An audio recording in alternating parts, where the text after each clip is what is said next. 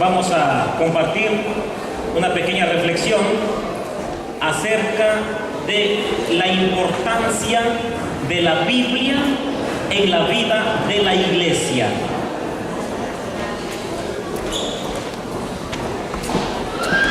La iglesia, como ya hemos visto, la iglesia que Cristo fundó es una iglesia esencialmente misionera. Cuando Jesús fundó esta iglesia, Marcos 16, 15, 16, le dio un mensaje, una misión especial, una encomienda especial a la iglesia. Vaya por todo el mundo, vaya por toda la creación y anuncien mi evangelio. Es decir, la palabra de Dios, el reino de Dios, Jesucristo mismo, habla de mí.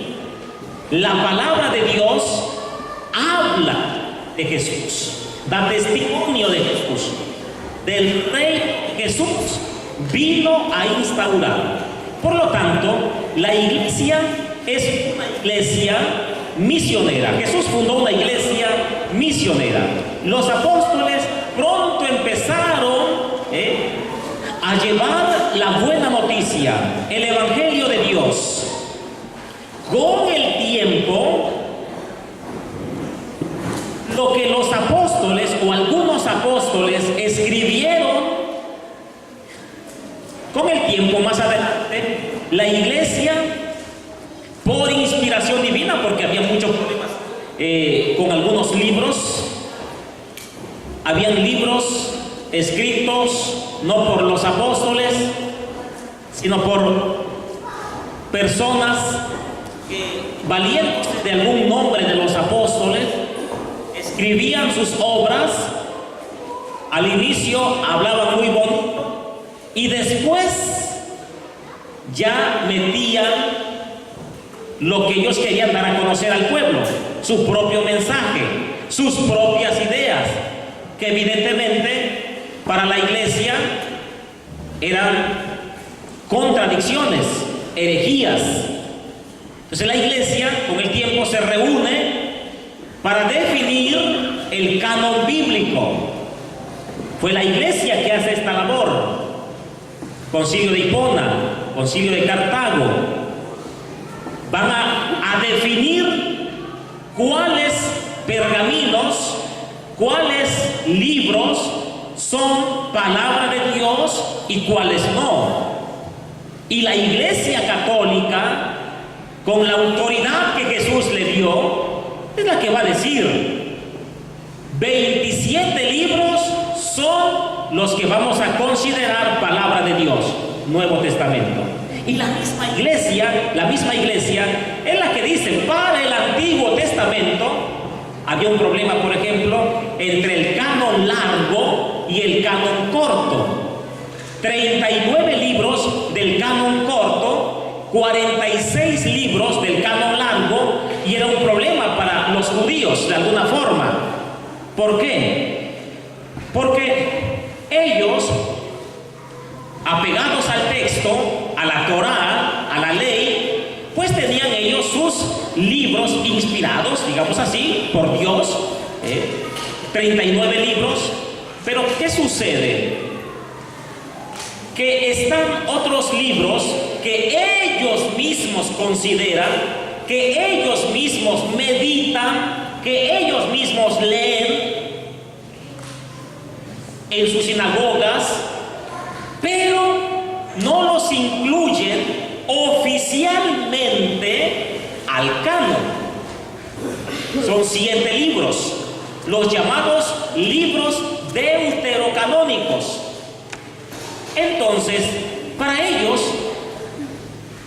no se hacen de problemas, los consideran palabra de Dios, pero hay cierto rezago, ciertos celos por este pueblo, Si los leemos, digamos, en nuestros encuentros de oración, pero oficialmente no los metemos al canon. ¿Por qué? Porque estos libros vienen de una lengua extranjera.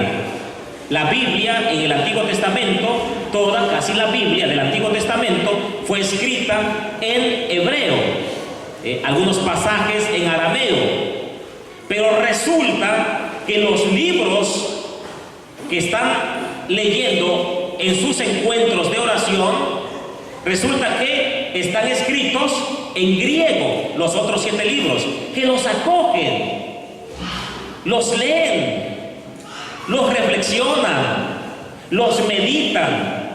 Pero les digo, hay un rezago, no los incluimos oficialmente. Por lo tanto, se hacen 2 cánones: el canon corto, 39 libros, el canon largo, 46 libros. La Iglesia Católica en estos concilios determina oficialmente, entran al canon bíblico aceptado por la Iglesia 46 libros para el Antiguo Testamento y 27 para el Nuevo. ¿Entendieron? O sea, con toda autoridad, con todo poder. Así es que, desde un principio, la Iglesia ha considerado la Biblia como libro oficial de ella. La Biblia, inspirada por Dios, donde tiene una participación activa los agiógrafos, el hombre, el ser humano como tal, esta Biblia sale, digámoslo así, de la Iglesia Católica. ¿Entendido? La Iglesia Católica, ¿se escucha mal? La Iglesia Católica, diríamos, dio a luz, parió los libros de la Biblia. ¿Entendido? Entonces, nosotros somos el pueblo de la Biblia. Nos sentimos orgullosos de ser la iglesia de la Biblia, la iglesia que le dio origen a la Biblia. Por ejemplo, ¿cómo está estructurada la Biblia? A ver, aquí las 2 hermanitas, ¿cómo está dividida la Biblia? ¿Quién dice yo? Ajá, ¿en 2 qué? En el Antiguo Testamento. Muy bien, en 2 testamentos entonces, Antiguo Testamento y Nuevo Testamento. Así está dividida la Biblia. Ahora, en un primer momento, la Biblia era como un libro corto, ¿entendido? De lectura cansada, como cuando alguien va a leer por ahí a Don Quijote de la Mancha, ¿no? Un libro grueso. Bueno, de hecho, para que sea también una buena obra, los mismos escritores hoy se dan a la tarea para facilitar el estudio y para atraer al lector, dividir sus obras en, digamos, ciertas temáticas, ciertos capítulos por ahí con temáticas precisas, títulos precisos. La Biblia en un primer momento era de lectura corrida. No había títulos, no habían capítulos, no habían versículos. No crean ustedes que la Biblia desde un principio así apareció como la tenemos ahora. No. Era un poco cansado. Pero ya la Biblia entonces está Antiguo Testamento, Nuevo Testamento. ¿Ya? Fíjese, hasta el año 1226 se empieza a dividir la Biblia en capítulos y versículos. ¿Quién hace esta tarea de dividir la Biblia? La Iglesia Católica, líderes católicos. ¿Entendido? Más de 1000 años la Biblia estaba como un libro gordo, de lectura corrida. Era un poco cansado leer la Biblia. No había divisiones, no había capítulos. Hasta el año 1226, Esteban Langton empezó a darse a la tarea de dividir la Biblia en capítulos. Vamos a trabajar. Un protestante te dice: Juan capítulo 3 versículo 16, porque tanto amó Dios al mundo que le envió a su Hijo único, etcétera. ¿Quién te dice a ti que ese mensaje se encuentra en un capítulo 3, en un versículo 16? La iglesia. La iglesia fue la que dividió la Biblia. Esteban Langton se da a la tarea de dividir la Biblia en capítulos. Terminó todo el Antiguo Testamento de dividir la Biblia para facilitar la lectura, dividirla en capítulos. Termina el Antiguo Testamento y se pasa al Nuevo. Y justo termina de dividir la Biblia del Nuevo Testamento, dividirla en capítulos, y el compadre muere. Pero él tenía una idea todavía de facilitar más, una lectura más estructurada. Y se queda la idea de dividir también la Biblia no solamente en capítulos, sino también en versículos. Así es que muere el compadre y la idea ahí se quedó. Pasaron años que la Biblia se tuvo solamente dividida en capítulos. 1226 que empieza el trabajo, la obra. ¿Y saben ustedes hasta cuándo se reanuda el trabajo ahora de dividir la Biblia ya en capítulos como estaba ahora? Dividirla, estos capítulos, dividir en versículos hasta el año 1528. Miren.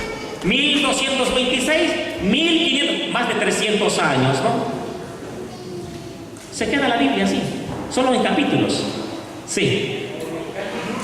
1226 se divide en capítulos, 1528 se retoma el trabajo, se retoma la labor para dividir la Biblia en versículos. ¿Quién empezó esta tarea de dividir la Biblia? Santos Pagnino, 1528, y empieza a trabajar con el Antiguo Testamento, dividirlo en versículos. Termina el Antiguo Testamento con la inspiración de continuar los 27 libros del Nuevo. Ya dividió 46 libros, faltaban 27, y el compadre, terminando el Antiguo Testamento, se le ocurre morirse. Muere. Así que ahora tenemos la Biblia, el Antiguo Testamento, todo el Antiguo Testamento y el Nuevo Testamento dividido en capítulos. Más ahora, hasta el año 1528, con Santos Pagnino, con Santos Pagnino, se divide ahora el Antiguo Testamento con versículos y quedó Antiguo, Nuevo Testamento dividido en capítulos, más Antiguo Testamento, capítulo y versículo. Nos quedó pendiente ¿qué? El Nuevo Testamento. Así es que otra vez se quedan otros cuantos años, menos que el anterior. El Nuevo Testamento solo dividido en capítulos. Para el año 1551 se retoma la labor. 1551 entra Robert Stein, que va a terminar la obra en versículos, el Nuevo Testamento. Y gracias a Dios que no se murió antes, ¿no? Termina la obra, dividir el Nuevo Testamento, y ahora sí tenemos la Biblia. 46 libros para el Antiguo Testamento, 27 libros para el Nuevo Testamento, toda la Biblia dividida en capítulos y versículos. ¿Quién hace esta labor? Con toda reverencia hacia nuestros hermanos separados, no fueron sectas, No fueron testigos de Jehová, no fueron mormones, sabatistas, pentecostales. No, compadres, no. Fue la iglesia católica, la que se da a esta tarea de dividir la Biblia, facilitar un acceso más práctico de parte de los laicos, de parte de los bautizados, a la palabra de Dios. La iglesia siempre ha pensado en los laicos, que la palabra de Dios tenga un fácil acceso, que los laicos tengan un fácil acceso a la palabra de Dios. Y por esta razón, la iglesia pensó en dividir la Biblia en capítulos y versículos precisamente para facilitar al pueblo un acceso a ella. Nada de que la Biblia ha sido prohibida por la iglesia. Un mito del mundo protestante. La Biblia ha sido prohibida por la iglesia. La Biblia, solamente los curas, solamente el Papa, los obispos, los únicos que la pueden leer. Pero el pueblo no. El pueblo está condenado a muerte si llega a leer un párrafo, un verso, algo de la Biblia. No. Es tan mal. ¿Qué cosa es lo que la iglesia ha condenado respecto a la Biblia? La libre interpretación, no que tú tengas acceso a ella. ¿Entendieron? ¿Qué es lo que la iglesia prohíbe en relación a la Biblia? La libre interpretación. Nadie puede, dice San Pedro, nadie puede interpretar por su cuenta la palabra de Dios. Nadie. Pero sí la puede interpretar la iglesia, porque ella le dio origen. ¿Entendieron? Por eso la iglesia es la guardiana de la palabra. Que la gente de veras le llegue la palabra de Dios como es. ¿Cómo es? No mal interpretada. Por eso, hoy en día, cada loco que aparece interpretando la Biblia a su manera, por eso un mar de sectas protestantes. Falsas, malas, pésimas interpretaciones. Un pastor protestante me dice, la Biblia lo dice, Apocalipsis dice que el Papa es la bestia. El número 666, la bestia. El divorciar, el separar la palabra de Dios de la tradición viva de la iglesia y del magisterio que la interpreta sería el error más grande que se pueda cometer. Y por eso ahí están esas interpretaciones chuecas, erróneas. La iglesia entonces tiene el privilegio de presentar al mundo la Biblia ya estructurada. Incluso fue una tarea también de la iglesia. No solamente capítulos y versículos, sino que también se dio a la tarea de decir, de aquí, de este versículo, acá, vamos a titularlo Jesús y la Samaritana. Es decir, esta perícopa nos habla de esto. Vamos a ponerle este título. ¿Entendido? Ya eso te facilita un estudio mejor. Que de tal versículo a tal versículo, de determinado capítulo y libro, tú vas a encontrar en esa perícopa esta temática. De esto se te va a hablar. Y la iglesia se dio la tarea entonces ahora de poner ¿qué cosa? Títulos a los párrafos, a las perícopas. Una perícopa es cuando te presenta una idea completa de determinado tema, ¿no? La iglesia fue para entender la palabra de Dios en su interpretación más sana, tomando en cuenta la tradición viva de la iglesia. El magisterio como tal te estructura la Biblia también con un contenido que te va a ayudar a profundizar el texto, que te va a ayudar a profundizar, a entender el texto, la perícopa que estás leyendo. Por ejemplo, en su Biblia se dan cuenta que la parte de abajo, cuando termina el texto de la palabra de Dios, los versículos, tiene como una rayita y empiezan unas letras más pequeñas. ¿Se dan cuenta? Que es como una explicación, ¿no? Y tiene varias citas bíblicas ahí. Bueno, la iglesia entonces llama a esto aparato crítico. ¿Cómo le llaman?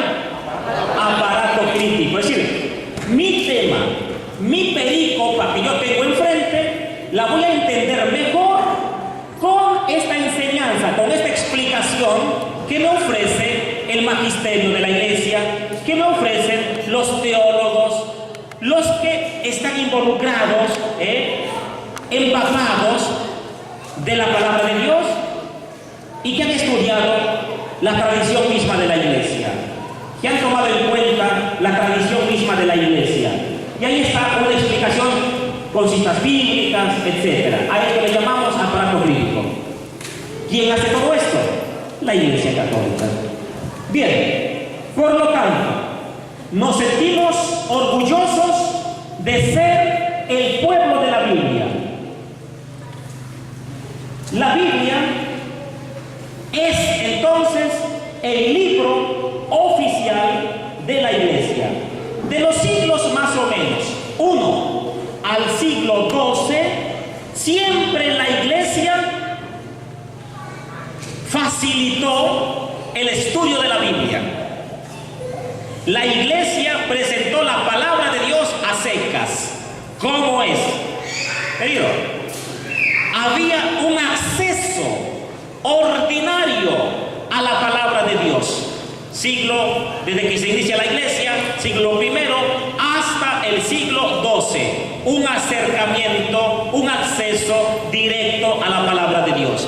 Vean ustedes, por ejemplo, el mismo texto de 2 de Timoteo, capítulo 3, versículos 14 al 15. 2 de Timoteo, San Pablo a Timoteo, capítulo 3, versículos 14 al 15. Lo voy a leer por el tiempo que nos apremia. De repente nos emocionamos tanto y bueno, vamos a estar arrastrando un poquito el tiempo. A ver, San Pablo a Timoteo 3, 14 al 15 dice: tú persevera en lo que has creído y en lo que has aprendido, sabiendo de quienes la han aprendido, y que desde niño conoces las sagradas escrituras que pueden llevarte a la salvación mediante la fe en Cristo Jesús. Es decir, desde la iglesia primitiva había una motivación que el pueblo se empapara de la palabra de Dios, del texto, la palabra de Dios, la Biblia, la palabra de Dios. ¿Saben? El mundo judío, por ejemplo, sus hijos aprenden a leer, desde pequeño, cuando ellos ya aprenden las primeras letras. ¿Saben ellos cómo aprenden a leer? Con la Torá. Aprenden a leer y al mismo tiempo aprenden las normas, los mandamientos, las leyes, los principios más elementales de su fe.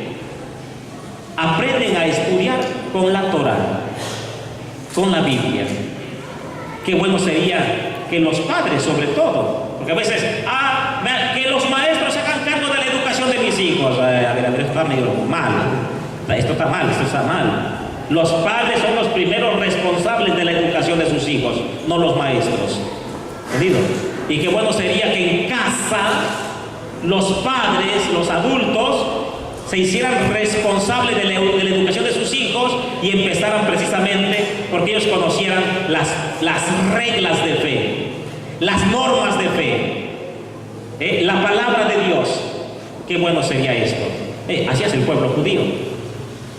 Entonces, la iglesia, desde un principio, hay una motivación a la palabra de Dios. De los siglos, decíamos entonces, 1 hasta el siglo XII, hay un acceso a la palabra de Dios. Yo estoy considerando aquí, hay un padre en nuestra fraternidad misionera que se llama Padre Martín Solórzano, biblista él.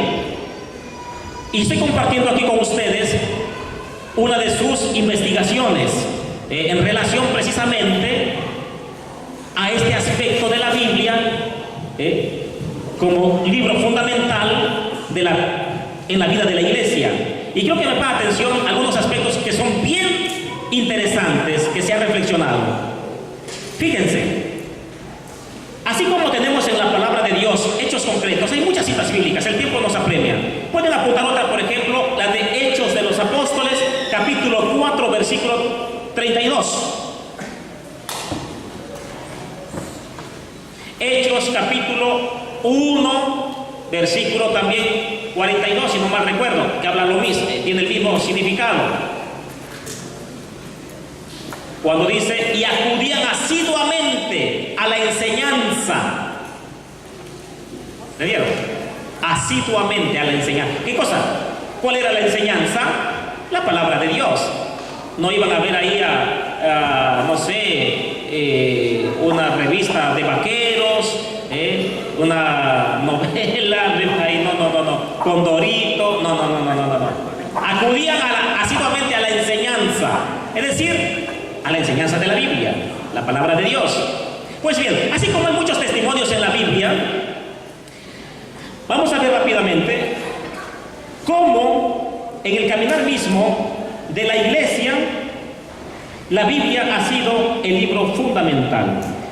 La enseñanza entonces consistía, desde un principio, en la lectura misma de la palabra de Dios, en la explicación de los pasajes bíblicos y vivir la palabra de Dios a la luz del misterio de Cristo. Este testimonio de acercamiento a la Biblia, con estos estilos, la iglesia lo va a tener presente siempre. Vamos a ver rápidamente, por ejemplo, qué decía San Ambrosio en relación a la palabra de Dios. Y estamos hablando de los primeros siglos. San Ambrosio, 370 más o menos, 375. Dice, ejercitémonos cotidianamente en la lectura y procuremos imitar aquello que leemos. Ejercitémonos cotidianamente a leer la palabra de Dios y a imitar, a realizar, a hacer lo que hacemos, lo que leemos. Qué interesante. Es decir, cuando la iglesia te prohibió acercarte a la Biblia, cuando la iglesia te prohibió meditar la Biblia, no. Dice, usa como tus consejeros a Moisés, Isaías, Jeremías, Pedro, Pablo, Juan y al mismo gran consejero Jesús, el Hijo de Dios. Es decir, lee la Biblia, métete a la Biblia, conoce la Biblia y vive lo que encuentras ahí en la Biblia. ¿Qué dice al respecto San Gregorio Magno, Papa? ¿Qué es pues la Sagrada Escritura? Sino una carta proveniente de Dios a su criatura, es decir, una carta de amor. Procura pues, te ruego, meditar todos los días las palabras de tu Creador que vas a encontrar ahí en las Escrituras. Una insistencia. La escritura sagrada es nuestro alimento y nuestra vida. Qué interesante. Nuestro alimento y nuestra vida. San Gregorio Magno. Y testimonios como estos hay muchos, de muchos grandes santos, personajes. San Jerónimo, por ejemplo, cuando cumpla los 7 años, aprende de memoria el Salterio y durante los años de tu niñez haz de los libros de los Salmos, el Evangelio, de los apóstoles, los profetas, la palabra de Dios en sí, hazlo el tesoro de tu corazón. El mismo San Jerónimo, a ver, háganme recordar una frase que conocemos todos de San Jerónimo en relación a las Escrituras. ¿Cómo dice? Ahí está, muy bien. Desconocer las Escrituras es desconocer al mismo Cristo. Desconocer las Escrituras es San Jerónimo. Como se dan cuenta, se promovió siempre la palabra de Dios entre el siglo I hasta el siglo XII, un acceso directo a la palabra de Dios. Pero rápidamente entramos a un problema. Siglo XII hasta el siglo XVI, poco a poco el pueblo se fue alejando de la palabra de Dios. Hay un alejamiento práctico de la palabra de Dios, un alejamiento a la Biblia, desde los siglos XII hasta el siglo XVI. Es decir, sí, se sigue leyendo la Biblia, se sigue estudiando la Biblia, pero empieza ya a haber como un enfriamiento, una pereza. No obstante, en los conventos, en los monasterios, se sigue todavía teniendo ese entusiasmo porque la palabra de Dios escrita sea conocida. San Anselmo, por ejemplo, decía: la lectura de la Escritura es importante porque ella muestra tanto a los monjes como a los que habitan en los palacios cómo se debe vivir. Es decir, la Escritura en nuestra vida es tan fundamental porque en la vida del sencillo, del humilde, como del gran intelectual, debe ser la regla de oro, la regla de su vida. ¿Entendieron? Qué interesante cómo se sigue teniendo la palabra de Dios. Sin embargo, el pueblo empieza a tener un alejamiento práctico de ella misma. Hay que reconocer que se dan circunstancias que van haciendo difícil el acceso a la Escritura. ¿Qué sucede? ¿Qué pasa? Que de alguna manera los pastores empezaron a descuidar en cierta forma, en práctica, el pastoreo, de tal manera que hay un problema. Empieza a entrar dentro de la iglesia los laicos, los bautizados, una soltura de afirmar interpretaciones erróneas. Entonces hay un problema. Lo que cae o estimulados también por el mundo protestante, ¿entendido? La libre interpretación de la Biblia. Empieza a haber una interpretación ligera, una interpretación libre. Por esta razón, más adelante, en el concilio, por ejemplo, de Tolosa, 1229, va a haber algo que va a cuestionar mucho y que va a ir en detrimento de la doctrina como tal y del acercamiento, en este caso, de las Escrituras. ¿Por qué? Porque viendo un poquito cómo los laicos, muchos laicos, empiezan a hacer interpretaciones erróneas y en sí no es todo este el problema. El problema vendría siendo de que los laicos no obedecen a sus pastores, ¿entendido? No obedecen a los sacerdotes, no obedecen a los líderes. Hay un acercamiento a la palabra de Dios, pero dicen, ¿por qué nada más los obispos dicen que pueden interpretar la Biblia? ¿Por qué dicen que el Papa es un hombre como yo puedo interpretar la Biblia?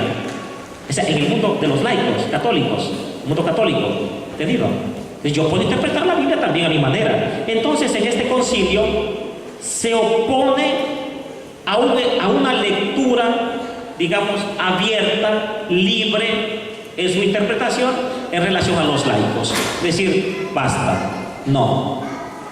A esto se opone la iglesia. Esto es cierto, ¿entendido? No que se tenga acceso a la Biblia, no que se lea la Biblia, sino a su libre interpretación. Lo que los protestantes nos cuestionan es esto precisamente, pero lo malinterpretan. La iglesia prohibió la Biblia. La iglesia prohibió... No. ¿Qué fue lo que hizo la iglesia? Prohibió a los laicos y a cualquiera prohibió que se acercara al texto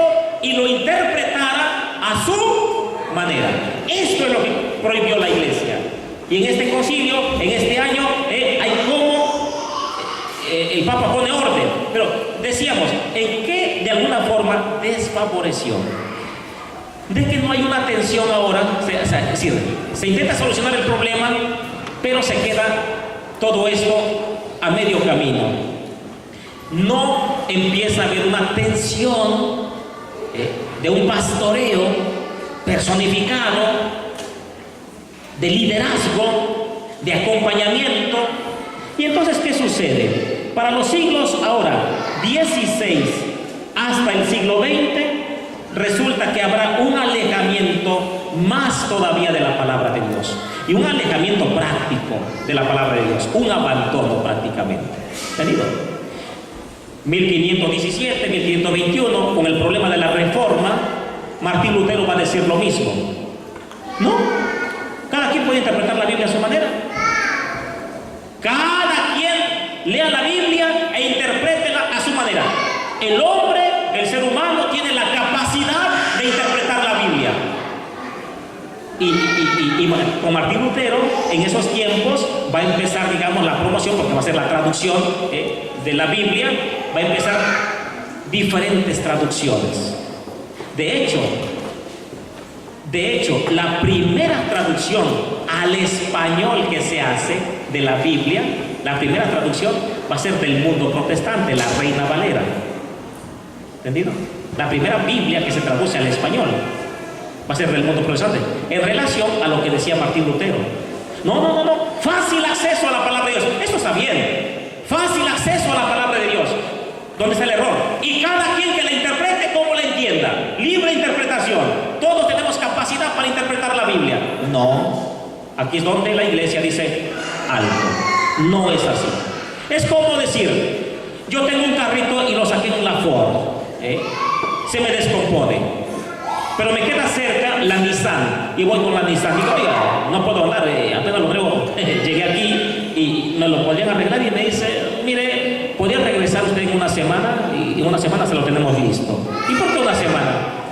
¿Qué necesitamos hacer? Estudio, meter la computadora, ver cuál es el problema. ¿Y por qué esto? Es lógico. Es lógico. Este carro, si yo lo llevo a la Nissan donde salió, rapidito, más con que tú le des el problema, rapidito ellos te dan un diagnóstico. Sí, es problema, digamos, de la suspensión, es problema del motor y no sé qué parte. Rapidito, vamos a hacer, en una hora te lo pueden entregar. En la misma tarde te lo pueden entregar. ¿Por qué? Ellos lo hicieron. Conocen todas las piezas, conocen cómo está el funcionamiento del motor, del carro. Tú vas a otro lugar, es decir, no conocen, tienen que estudiar, tienen que ver, tienen que observar. Lo mismo, la Biblia salió de la iglesia. ¿Entendido? Conoce el funcionamiento entonces de todo, ¿entendido? Solamente la iglesia tiene el poder de interpretar correctamente la Biblia. Entonces nada de que cada quien por su cuenta. Martín Lutero, cada quien. No, compadre, no es así. Entonces, viene el problema de la reforma y aquí viene esta situación de que cada quien entonces aparece con la Biblia, un acceso a la Biblia sí, pero con la libre interpretación, y ahí tenemos ahora las consecuencias. Un mundo dividido en el aspecto religioso. En Guatemala, por ejemplo, cuando yo estuve haciendo unas misiones en Guatemala, era escandaloso esto. En los parques, en México el problema del sectarismo es un escándalo, en Centroamérica es tremendo. Subía yo a un bus, híjole, como los vendedores allá en el metro de México. Sube uno, baja otro, sube uno, grita el otro. Allá en Guatemala yo me quedé casi traumado. Me subía yo a los buses, subía uno, bajaba otro, subía protestantes, pastores, decían pastores, hombres, mujeres, a hablar. Hijo de la mañana, y no te van a hablar. No, la Biblia sacaban textos bíblicos y barbaridades. Tremendo. Bajabas, pasabas un parquecito, grupito por aquí, grupito por allá, hablar mal de la iglesia, que los católicos, y todo justificándolo, textos bíblicos. Cada quien interpretando la Biblia a su manera. Entonces viene una reacción de la iglesia. Frente a esta situación, viene una reacción de la iglesia. ¿Cuál es la reacción?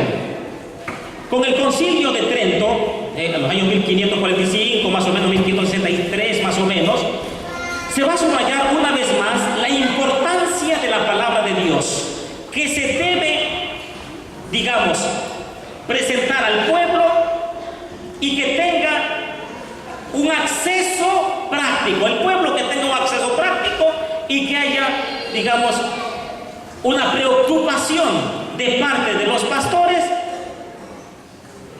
una exposición con explicaciones sencillas, prácticas, apegadas evidentemente a la tradición, a la recta interpretación, para dar al pueblo.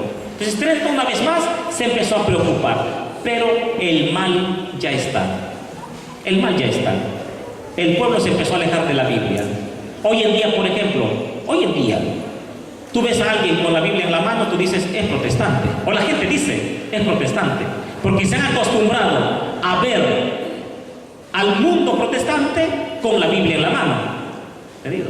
Como incluso decir, la Biblia es de los evangélicos, la Biblia es del mundo protestante, el catecismo es de la Iglesia Católica, ¿no?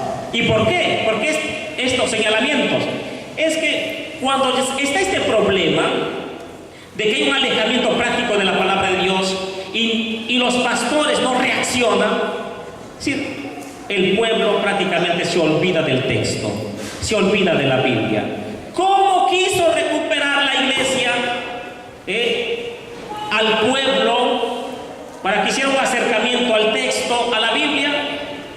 Creó unas dinámicas. Primero, como se les está complicando ahora acercarse al texto, no lo entiende muchas veces, bueno, pues hay que darle como a los cotorritos, No pueden recibir por lo pronto comida sólida, hay que darles atolito con el dedito, Y de ahí entonces, porque la palabra, dicen los líderes, la palabra de Dios los puede intoxicar, se han alejado tanto, entonces hay que darles la palabra de Dios, pero ya masticada, como el bebé. Si le damos la comida así se puede atorar, hay que masticarle la comida y se la entregamos para que lo pueda digerir bien. Entonces, los catecismos, ese fue el funcionamiento. De alguna forma, el catecismo casi, de alguna manera, vendría siendo como el sustituto de la Biblia casi, a sustituir la Biblia casi. Por eso hoy en día, cuando decimos primero la Biblia, después el catecismo, a algunos les da dolor de panza. Primero la Biblia, después el catecismo. El catecismo es un subsidio, nada más. Y muchos escuchar esto se alarman. ¿Por qué? Porque se acostumbraron al catecismo.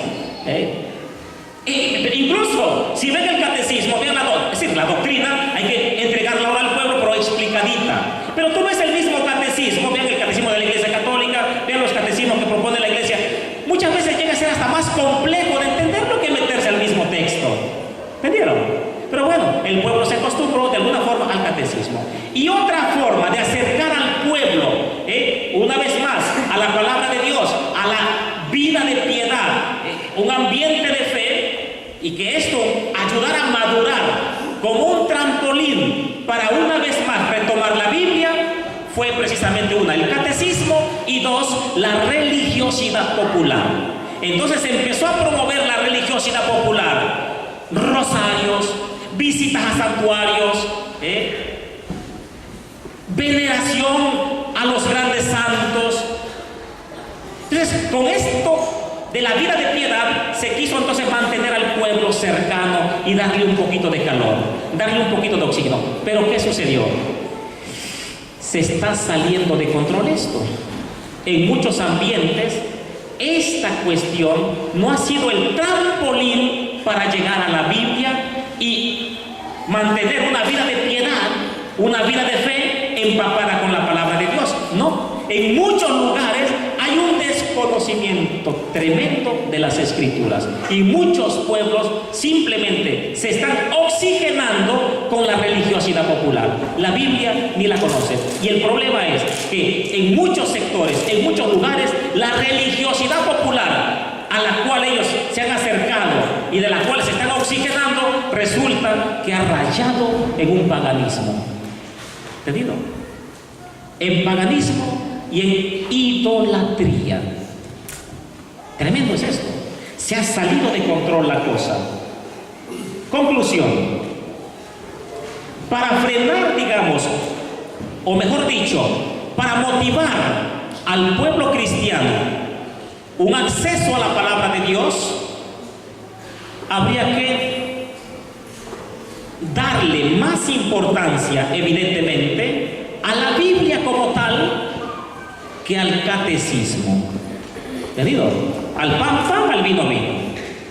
¿Cómo es posible que el pueblo lo crea yo tan tonto en estos tiempos? Pensemos ahorita, ¿no?, de que estoy así ya con la idea de que no hay que darles la Biblia porque se van a intoxicar. El catecismo, no. Estoy creyendo un pueblo tan tonto que no tiene la capacidad de aprender. Cuidado. Y número 2, purificar la religiosidad popular. Por lo tanto, entra un principio aquí y con eso termino. Biblia para todos y Biblia para todo. Todo con la Biblia, nada sin la Biblia. Biblia para todo. Biblia para todos. Para todos y para todo. Para todos. Biblia para el papá, para la mamá, para el hijo, para la hija, para el adolescente, para el niño. Yo me acuerdo en casa, mamá, y estaba el chiquillo, mamá se acerca y me dice: Juan, tengo un regalo para ti. Y me presenta un regalo bonito, con un moñito, me acuerdo muy bien. No estoy cumpliendo años, pero tratándose de regalos, bienvenido, Y abro una Biblia católica. Por primera vez en mi mano, una Biblia católica. Y yo creo que con esta idea que el padre Amatuli está manejando de Biblia para todos y Biblia para todo, yo digo, de veras, mi madre en paz descanse, voy a ver si gano a hacer el trabajo de empezar a ver su canonización de veras. Una santa mujer, una vida de piedad de esta mujer y un acercamiento a la palabra. ¿Entendido? La palabra de Dios. Me regala la Biblia, lee la Biblia. ¿Entendido?